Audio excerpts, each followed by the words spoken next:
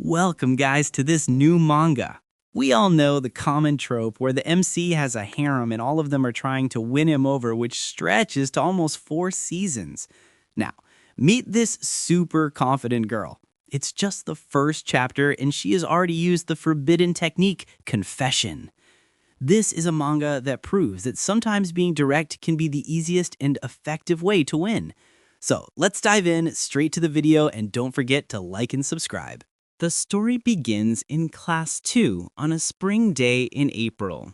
Students chatted among themselves, and the narrator explained that the curtain was about to rise on a heroine race centered around a single boy.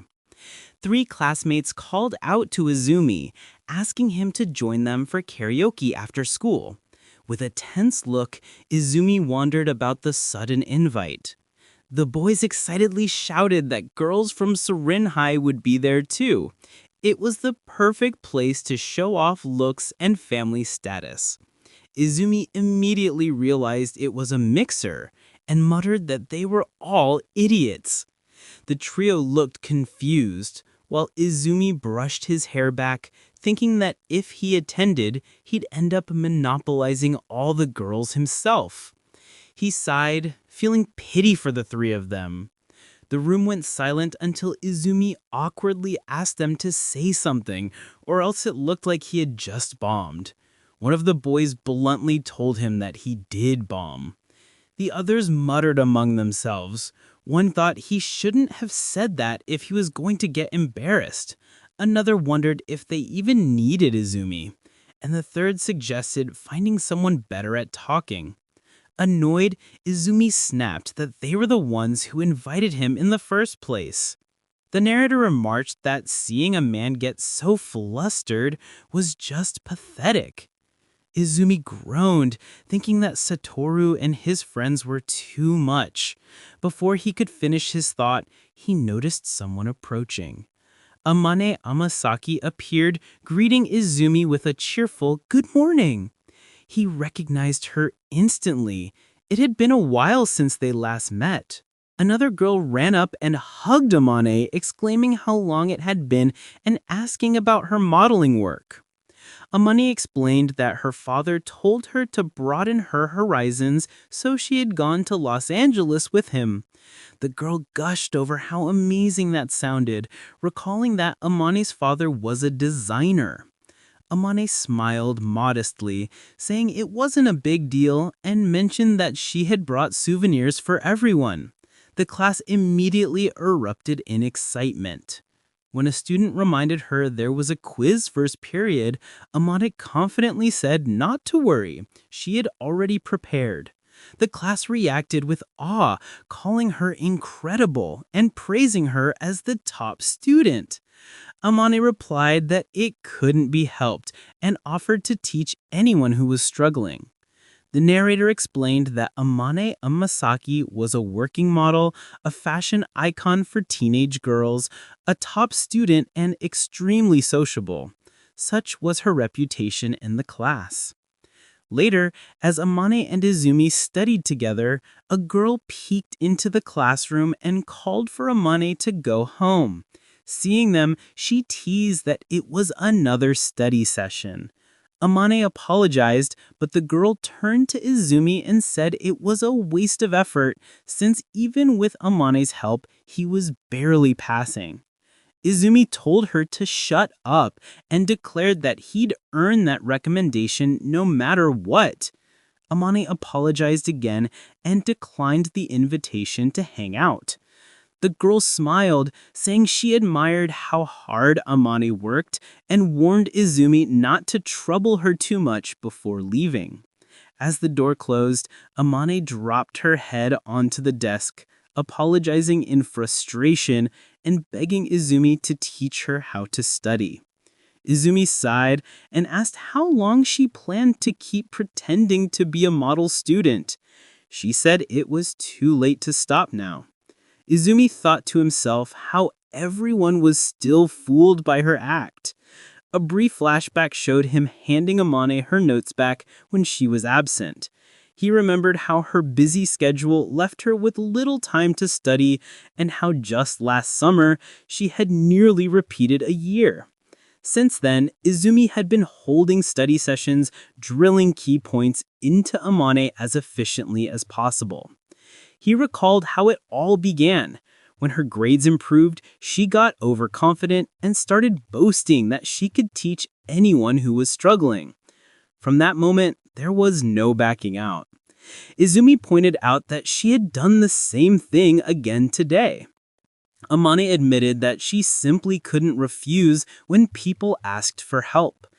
Back in the present, Izumi was explaining a formula to her, thinking that even if she was only pretending to be a model student, the fact that she was so focused on teaching others was impressive. She must have been smart to begin with, and on top of that, she worked hard, squeezing in study time between her modeling jobs. The bell rang, and Izumi said they'd stop there for the day since he had work afterward. Amane looked up and asked if he was the one pretending to be dumb and unable to drop the act. Izui explained that he could get good grades if he tried, but life was easier when no one expected much from him. He added that just watching her work hard was enough for him. Flustered, Amane clutched his shirt and with almost a tearful expression, begged him not to tell anyone she was the one being taught. She said he was the only person she ever showed her weak side to. Izumi assured her that he knew. Amane smiled faintly and said that was all she wanted to say. Izumi then left the classroom.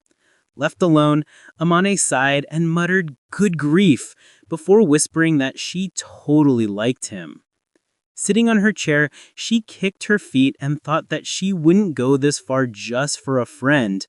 Maybe it was mutual love. If one of them confessed, they could be together. But she had never dated anyone before, and she worried it might get awkward.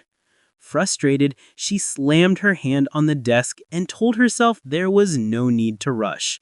She knew she was the one who truly saw Izumi's charm.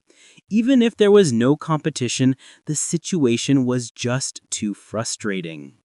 The scene shifted to the school assembly, where students had gathered. A speaker gave the usual speech that most ignored until he announced the next segment.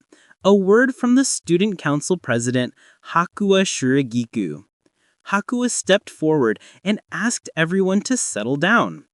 Introducing herself as the student council president, she reminded them that the sports festival would be held next month.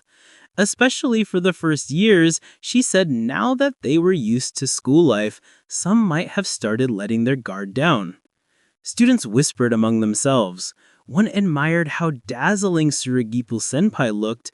Another mentioned that even Yoshino-senpai from the basketball team had been rejected by her.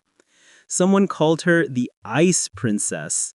Another nudged Izumi, saying that Hakuwa was the heiress of the famous Shurigiku confectionery and a top-ranking student nationwide.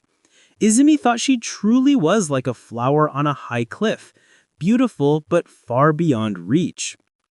Hakuwa concluded her speech, reminding everyone to avoid injuries and work together to make the sports festival memorable.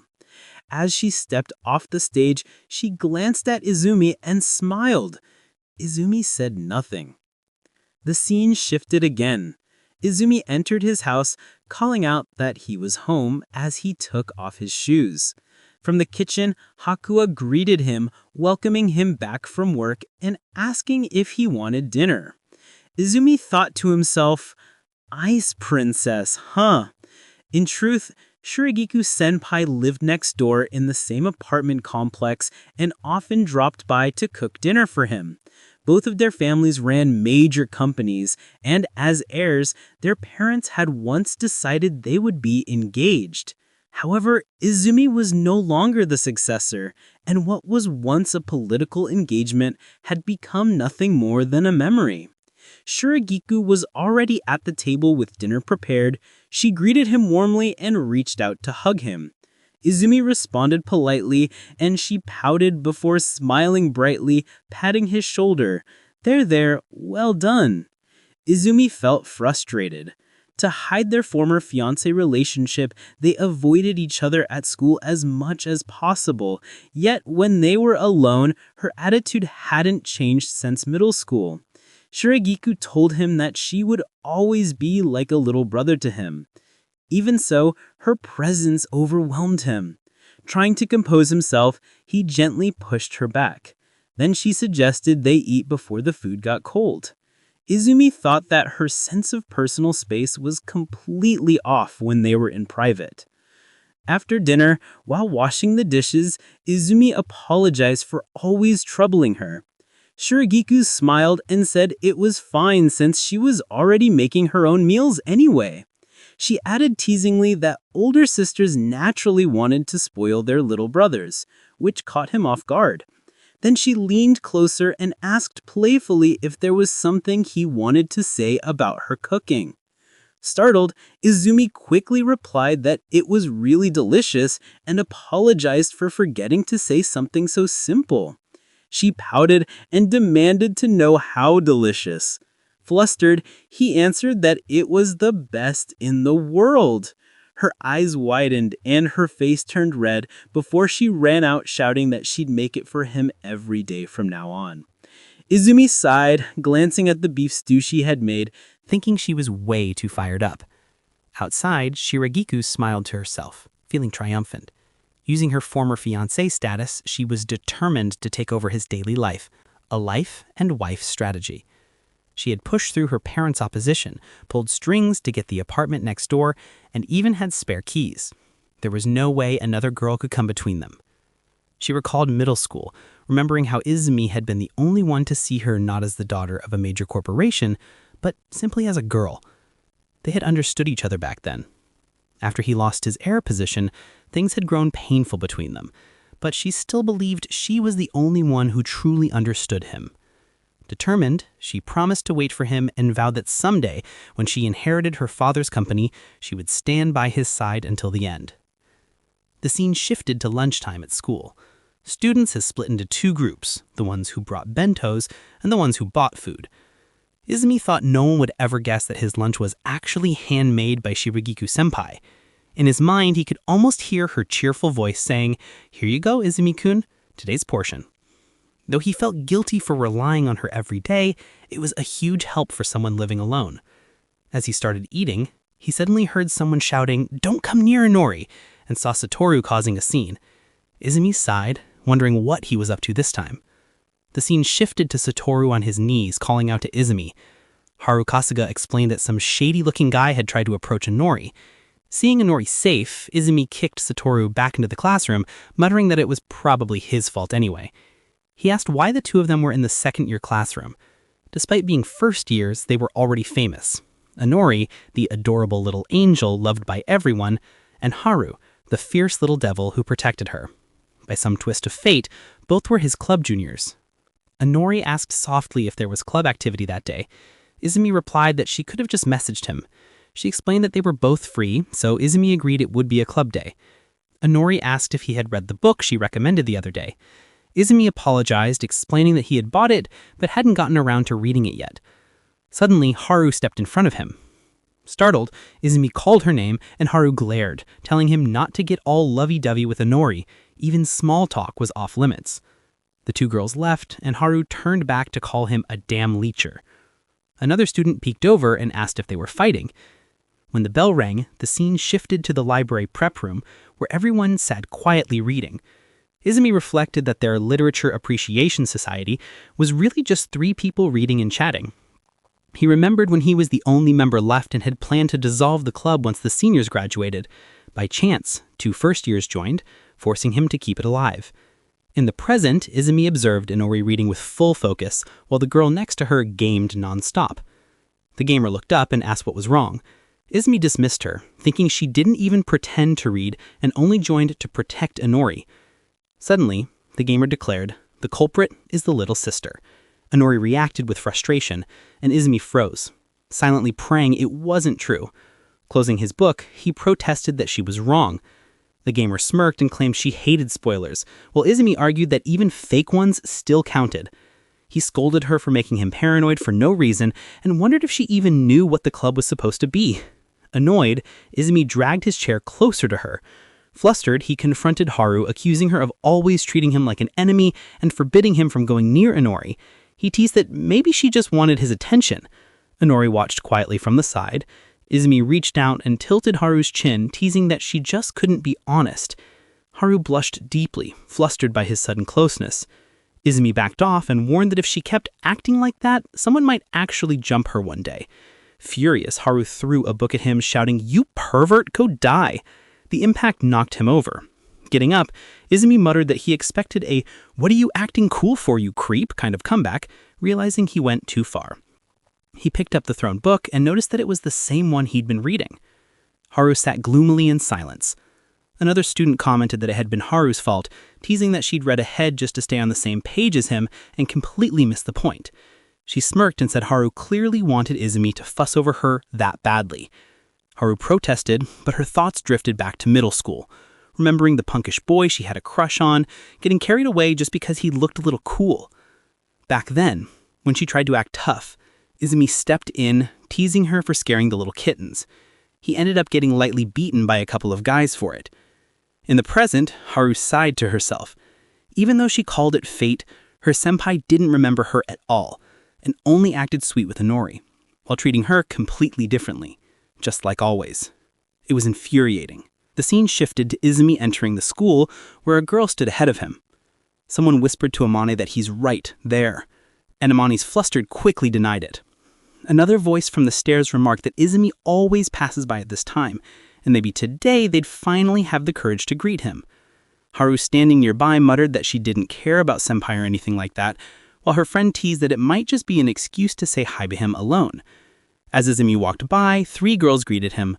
One said, "Good morning, Izumi-chi." Another added, "Good morning, Izumi-kun." And Haru followed with, "Senpai, good morning." Izumi glanced at them, but before he could respond, one girl suddenly stepped forward and blurted out, "I love you. Please go out with me." Everyone froze.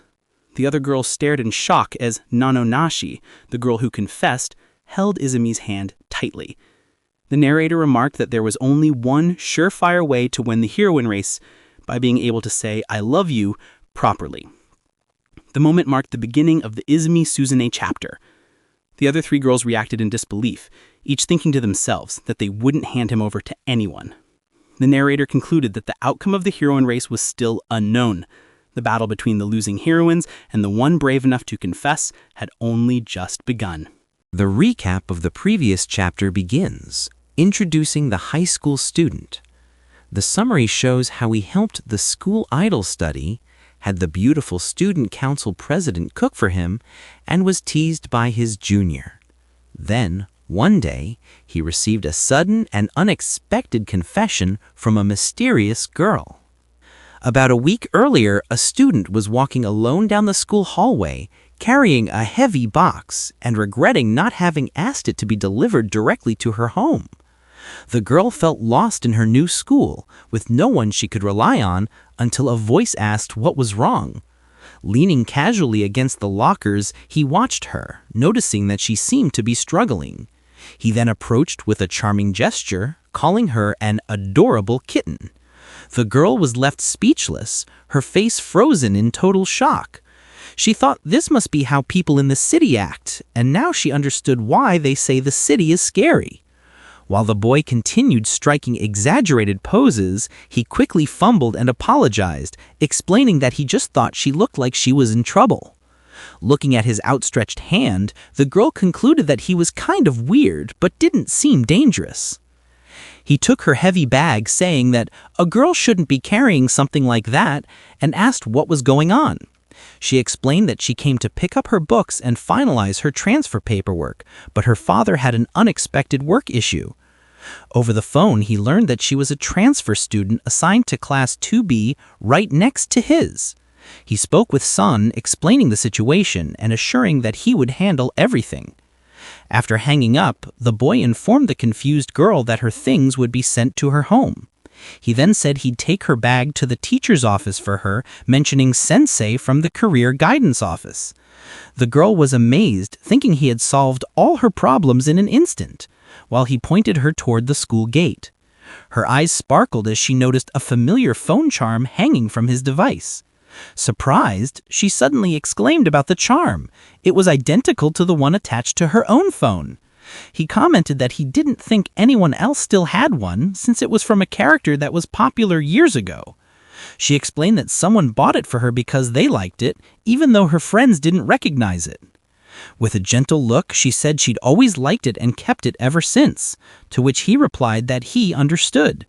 Blushing slightly, the boy thanked her, saying he was really happy.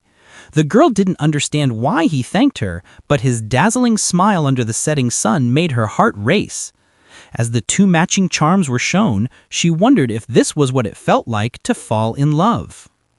In classroom 2A. After class on the day she confessed to him, he sits at his desk in despair, wondering how things ended up like this.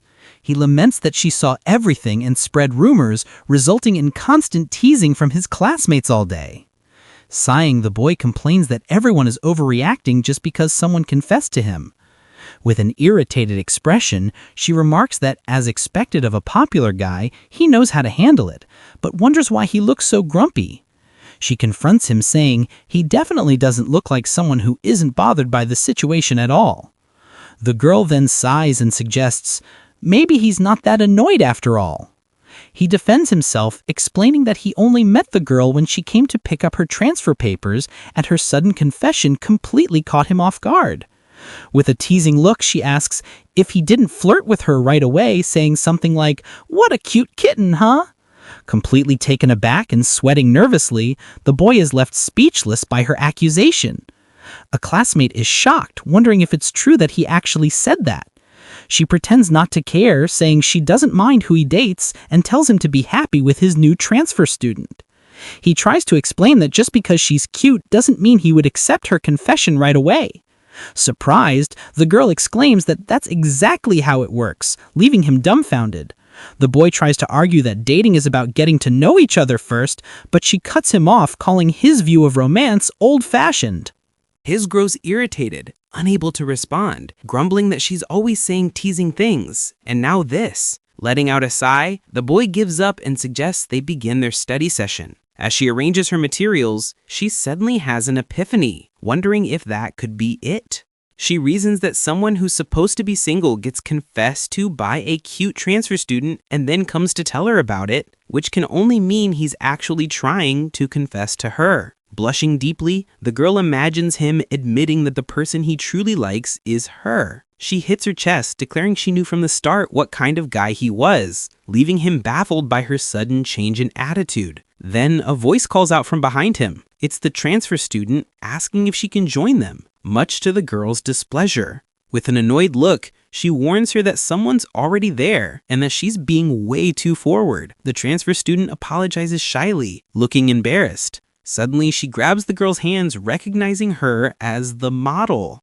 Excited, the girl confirms it's really her, exclaiming that she's super popular where she's from. The new girl praises her, saying she's even prettier in person and so slender she doesn't need filters, instantly boosting her confidence. The girl responds with a smug grin, while the boy thinks to himself that she's far too easy to flatter and that the new girl seems surprisingly nice. Impressed, the transfer student asks if he's also smart, and he replies that she's been teaching him. Overwhelmed, the boy tries to excuse himself, apologizing and suggesting they continue tomorrow. The transfer student asks if she can join their study session, leaving the girl visibly shocked. She explains that the lessons at her new school are more advanced, and asks if it would be a bother. He thinks the situation is bad, and since he can't reveal he's actually the one teaching, he decides to pretend to be the student today. The girl protests furiously that she absolutely shouldn't join, wondering why her own mood is so unstable today. Her next implication,